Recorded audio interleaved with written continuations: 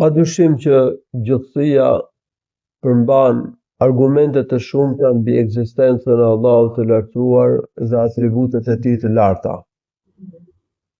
Madje ne nuk I numërojmë dot argumentet në gjithësi mbi ekzistencën e Allahut të lartësuar. Qejt, toka, dielli, hëna, çfarë gjendet ndërmjet tyre, ndërmjet qiellit dhe tokës, çfarë ka në tokë, banorët e qiellit, pra gjitha këto janë shenja për ekzistencën e Allahut dhe atributet e tij të larta. Janë aq të shumta argumentet saqë ne nuk I numërojmë dot.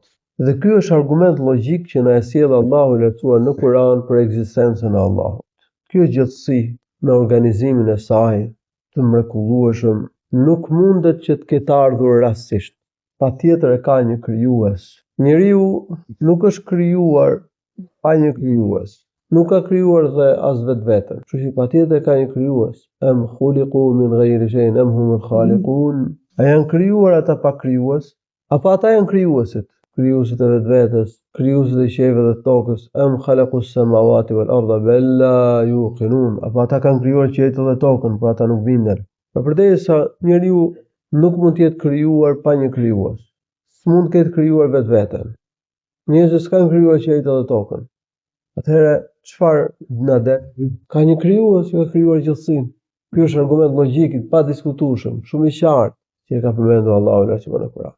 Argumentet kuranore që sjell Allahu I lartësuar edhe për ekzistencën e tij, për ekzistencën e Allahut, janë më të qarta, janë më të prera. Dhe stili më I mirë për të rrëzuar ateizmin është stili kuranor, argumentet logjike kuranore.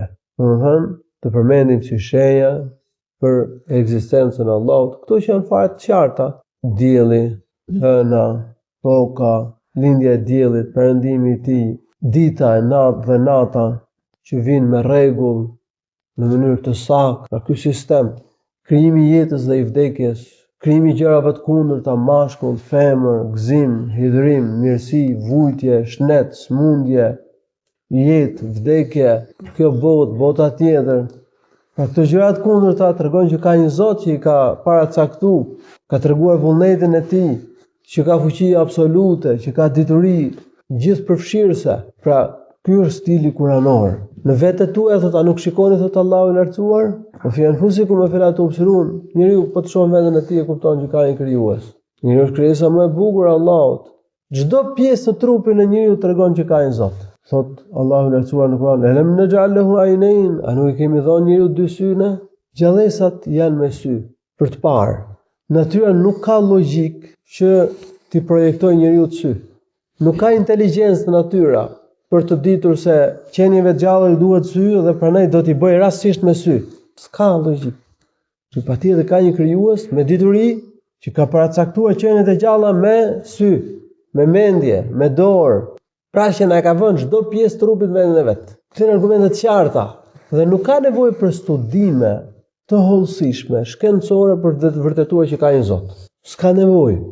S'ka domosdoshmëri, sepse shenjat I kapin gjithë.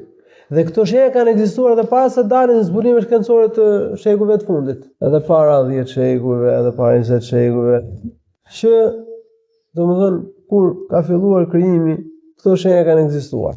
Qejt, toka, dielli, hëna, rrezet e diellit, rreshtit e shiut, dukuria e jetës dhe e vdekjes, sistemi në gjithësi, këto shenja që janë kapshme, janë dukshme, I kapin edhe njerëz që nuk kanë studiuar.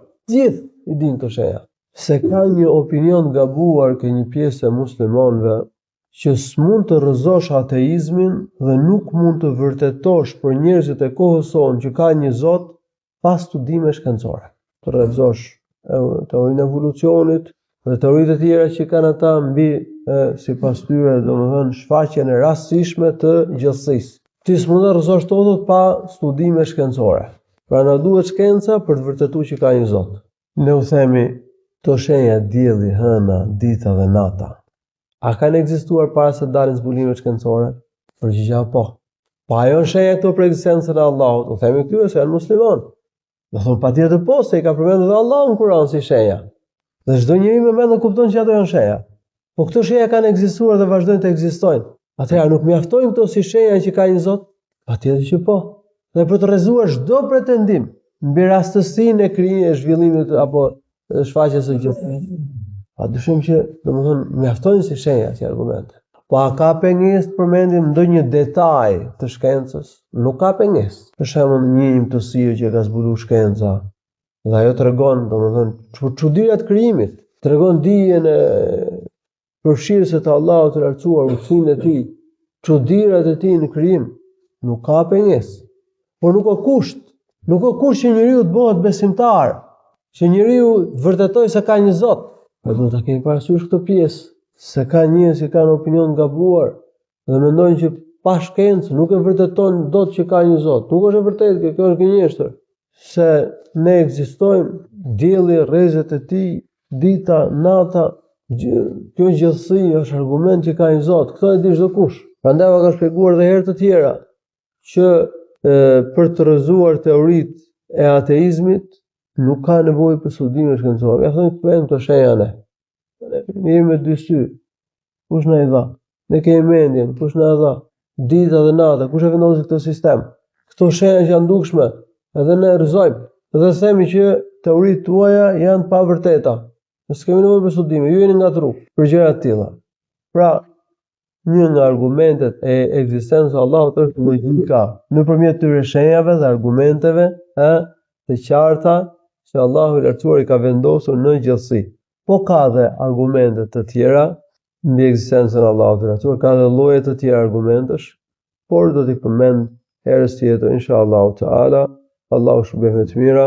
Walhamdulillahi rabbil alamin. Sallallahu alaihi wasallam ala nabiyyina Muhammad.